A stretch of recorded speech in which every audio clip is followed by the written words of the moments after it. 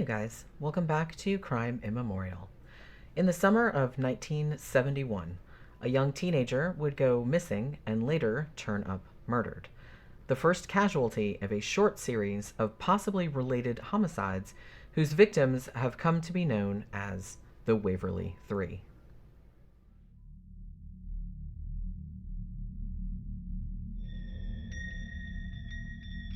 It was Sunday, June 13th, 1971, and 14-year-old Valerie Lynn Klossowsky had been spending Sunday having a picnic with her friend Luann Hicks near her residence in Waverly, Iowa.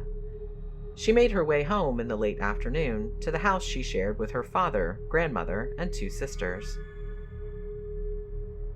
A little while later, another friend named Cindy Newgren dropped by and asked Valerie if she wanted to go swimming at the city pool, located only a half-mile from Valerie's home. Valerie agreed and set out with Cindy.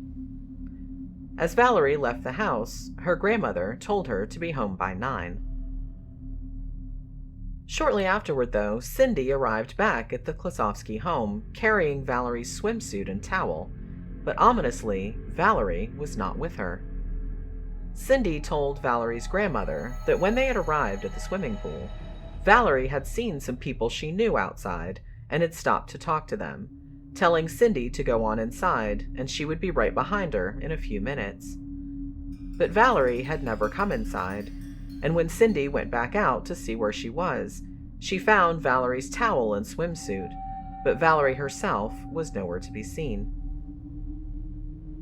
Strangely, later witness reports alleged that Valerie had been seen standing on a street corner near the home of her friend Luann Hicks at around 8:30 p.m., but where she had gone after that was anyone's guess. Luann had reportedly not seen Valerie since the end of their picnic earlier that afternoon. When Valerie failed to return home by 10 p.m., her father reported her disappearance to the police. On the morning of Tuesday, June 15th, two boys walking along a creek bank near Denver, Iowa, came across the nearly naked body of Valerie Klossowsky, which had been dumped off a bridge approximately 10 miles from where she was last seen. An autopsy determined that she had been strangled with such savagery that her larynx was fractured. Though media reports didn't specify whether she was raped, the only clothes that remained on the body had been pushed up around her shoulders, suggesting a sexual motive. Leads were troublingly scarce, and there was little to no evidence to indicate who had abducted and murdered the teenager. The only nebulous clues investigators had were 2 reports of prowlers that had been seen in the Waverly neighborhood where Valerie lived. One of these reports had been logged on June 5th, more than a week prior to Valerie going missing, while the second report was generated on the Monday following her disappearance. This prowler, however, was never identified. And nearly 5 years after Valerie Klossowsky was murdered, the town of Waverly would be haunted by 2 more eerily similar homicides that hinted at the presence of a serial murderer lurking in the small Midwestern town. Late November of 1975 would mark the beginning of a missing persons and eventual murder investigation that would serve as the second crime in the so-called Waverly Three. 18-year-old Julianne Benning was a bright, creative, independent Iowa farm girl who loved to sing and make her own dresses, and dreamed of working for a radio station. Her parents couldn't afford to send her to college right away, so after graduating high school in June of 1975, she decided to move to Waverly and find a job, not only so she could eventually attend college, but also so she could afford to have surgery to fix a lazy eye that had bothered her since childhood. Jobs were fairly scarce in downtown Waverly, particularly for a recent high school graduate with no job experience, but Julie was eventually able to find work as a cocktail waitress at an upscale strip joint called the Sur Lounge. Her family was rather shocked at her choice of employment, especially since Julie had always been active in the church, but Julie herself was simply trying to make some money, though in her diary she complained of customers offering her money for sex, which she always refused, and stated that her job had made her very leery of people in general. On Thanksgiving, which fell on November 27th that year, Julie was spending the holiday with her family on their Plainfield farm. She was scheduled to work later that night and the following night as well, and even though her mother thought she should call in sick and spend another day relaxing and recovering from the feast, Julie was a conscientious employee and went back to Waverly that evening, where she was staying with her aunt and grandmother to be closer to her job. On Friday, November 28, 1975, Julie Ann Benning was seen on Bremer Street in Waverly, walking to the Sur Lounge. Some reports state that Julie was later seen at a nearby shoe store at around 5 p.m. Other reports claim that she was spotted getting into a vehicle. According to the manager of the Sur Lounge, Jean Weston, Julie never arrived at work for her Friday night shift. Weston reported to the media that she was not alarmed at first, believing perhaps that Julie had decided to spend some extra time with her family, but that after Julie failed to show up on Saturday night, she phoned Julie's parents to ask where she was. However, other employees and customers of the Sur Lounge dispute this assertion, claiming that Julie showed up for work as usual on Friday night, though it's not clear if she was present for her entire shift. What is known with absolute certainty, however, was that November 28th was the last day that Julie was seen alive. On either Friday or Saturday, someone at the Sur Lounge contacted the Benning family and informed them that Julie was a no-show, and her parents and siblings immediately reported her disappearance to police. They also began a thorough search of the surrounding area and went on television and the radio to make public pleas for any information as to her whereabouts. Despite all of their efforts, however, Julie failed to appear, and it would in fact be several more months before her fate was discovered. On March 18, 1976, a maintenance worker discovered a set of nude and decomposed remains in a ditch not far from Shell Rock, Iowa.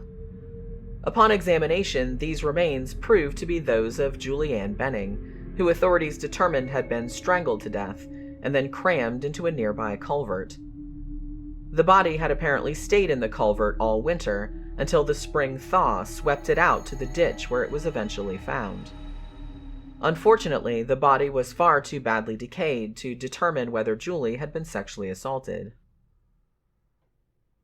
Since Julie had been such a friendly, outgoing young woman who seemingly had no enemies and no particular romantic attachments, police were baffled as to who would have a motive to kill her.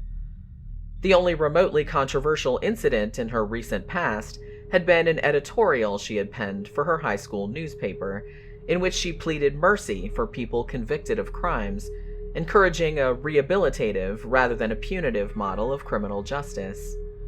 Though the essay had been published only 6 months before her death, it hardly seemed a significant enough reason for someone to target her. Detectives also suspected that Julie might have been killed by the same offender responsible for the June 1971 murder of 14-year-old Valerie Klossowsky, who had also been strangled, and whose body was found near a creek not far from Denver, Iowa. Months later, another similar crime in the same area would strengthen the hypothesis that Julie Ann Benning, as well as Valerie Klossowsky, had been victims of a serial killer roaming the streets of northeastern Iowa. On Sunday, September 5, 1976, 19-year-old Marie Lisa Peak ended her summer vacation and arrived back on the campus of Wartburg College in Waverly, where she was due to begin her sophomore year, majoring in journalism. Like Julie Ann Benning, who had been found murdered less than 6 months before, Marie was a popular young woman with many friends and no enemies. On the Monday following her arrival, Marie told a few friends that she was planning to spend the afternoon shopping, but by the time night had fallen, she had failed to return to her dorm, and her friends became concerned and contacted police. At around 11 a.m. on the morning of Tuesday, September 7th, Marie's dead body was found in a ditch just north of Waverly's city limits. The area where her remains were found lay only 6 miles from where the body of Julianne Benning had turned up the previous March. And like that earlier victim, Marie was also found nude and likely strangled. She had also been sexually assaulted, and her neck was broken. Because the circumstances surrounding the slayings of Marie Peake and Julianne Benning were so similar, police were operating under the assumption that both young women had been killed by the same assailant. Likewise, they suspected that 14-year-old Valerie Klossowsky was an earlier victim of the same offender. However, in the case of Marie Peake, it's possible that another motive lay behind her brutal death. According to authorities, Marie had actually been involved in giving evidence against a 40-year-old used car salesman named John Joseph Carmody, Jr., who was later convicted of rape and extortion in a wide-ranging scheme he devised whereby he would blackmail women into sex by telling them that he had mafia connections and would have them killed if they said no. The FBI determined that Carmody had no link to the mafia, but had sufficient evidence to put him in prison for 40 years. Marie Peake, a journalism student, had reportedly been working on a book about the Carmody case with another writer named Chuck Offenberger, and according to Offenberger, Peake had received several death threats from women of Carmody's acquaintance. Whether Marie Peake's murder was related to her journalistic activities, or whether she was the victim of a random sex maniac, is still not clear. Her body was exhumed in 2010 in the hopes that her killer's DNA might be extracted from her remains, but sadly, the body was too degraded to produce any new evidence. The case of the Waverly Three remains open. As always, thank you very much for watching. Remember to like, share, and subscribe if you enjoy the content. And also remember that I have a website, crimeimmemorial.com, where I post even more content about unsolved murders and updates on cold cases. I'll see you guys again on the next one.